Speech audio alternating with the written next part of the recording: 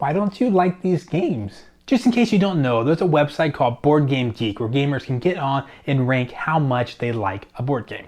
This website then puts out a massive list that goes from number 1 all the way down thousands and thousands and thousands spots below that. Now I decided to go through and find games that I like that are ranked very low. Now there is a common complaint amongst board gamers that, oh, I like this game and how dare it not even be in the top 100? That's just a shame. Well, the thing is, there are a lot of board games. There are a lot of good games that are not in the top 100. So I decided to go even lower than that. Today I'm going to be telling you games that I like that didn't even make it into the top 1,000. Now some of the games that are rated below 1,000 I get. I totally understand they're not even going to make the video today.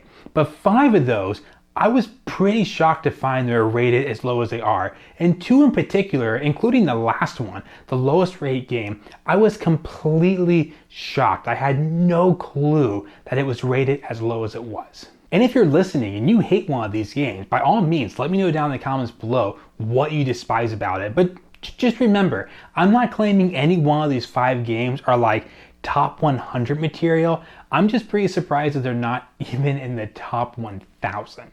Up first here, coming in at number 1035 is Ice Cool. Ice Cool is a super fun flicking game. You heard me, flicking game. You have a penguin. You're trying to flick through little cardboard doors. If you go through a door, you can get a fish. But there's also a hall modder penguin, who's one of the other players, trying to flick and literally hit your penguin before you collect all your fish. If that penguin bumps into you, they steal your hall pass because you're actually students at Penguin High School, so you're at Ice School.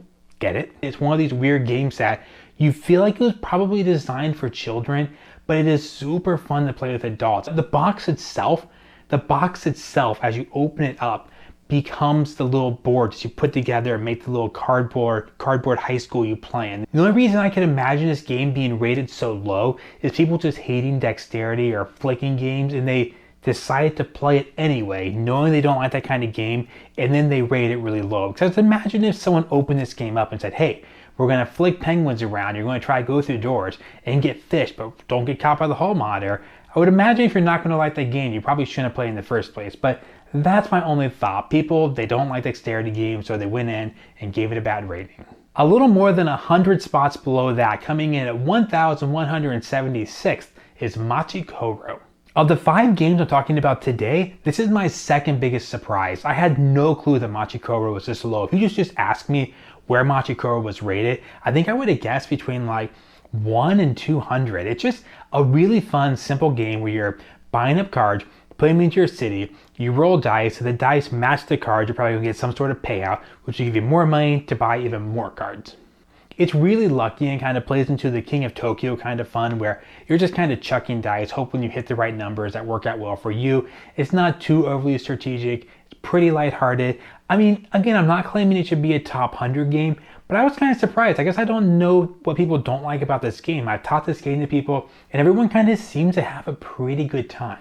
It's not super deep or super strategic, so maybe it just has a lower rating because enough people played it who were kind of wanting something a little meatier and more complicated and just thought, too simple, and gave it a low score.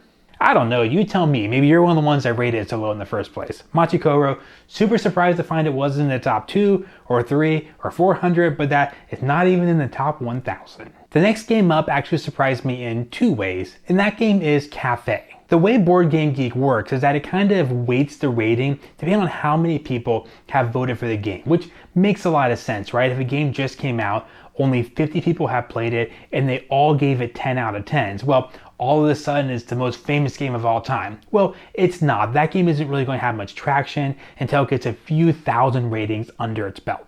So here's how Cafe surprised me twice. When I originally saw it at number 1,221, I thought, well, yeah, that makes sense. It doesn't have that many ratings, so it hasn't really had a chance to move up the scale.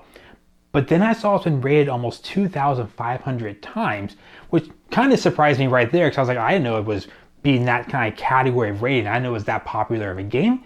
But then I was like, well, if it has all those ratings, what's it doing below 1,000? Cafe is a really cute game. As you can tell from the picture, it just has an amazing aesthetic where you're planting coffee beans and you're harvesting them and you're roasting them. You're trying to sell them to coffee shops across the world.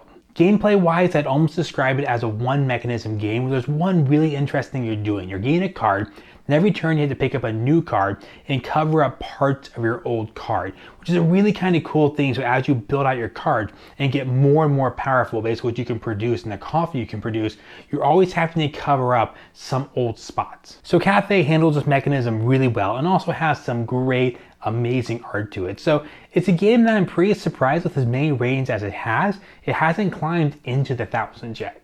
Now, unfortunately, to get to our next game, we're going to drop down 600 ranking points. Sitting down at 1,866 is the game Summer Camp. I think Summer Camp not only looks great, but it's also one of the simplest deck builders out there. Basically, you're going to have different stacks of cards you can buy from, and those cards you buy are going to help you progress in different merits. So you're at Summer Camp, you're a kid, and you're trying to learn some different merits. So you have these little guys that move down the board, and you're going to have cards that say, move one in this area, or draw 2 extra cards, or do some special actions. So you're building up your deck as the game goes along, your deck gets better and better, you're going to move your things down, you're trying to get all your different merits progressed to the end before the other players. And I really don't know what's not to like about Summer Camp. I mean, I kind of have 2 theories. One is that people are kind of just burned out on deck builders. Like, if you're going to do deck building, board gamers want you to do something new and really creative with it. So maybe a game that's like, here's a great introduction level deck builder,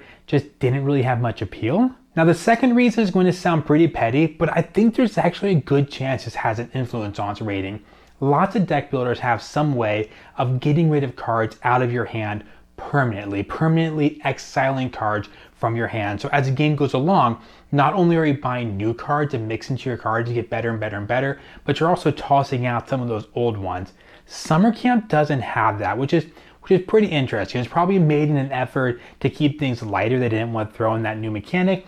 But honestly, I wonder if a lot of gamers kind of played it and thought, what, there's not a way to kind of clean your hand up? You're just kind of stuck with these cards.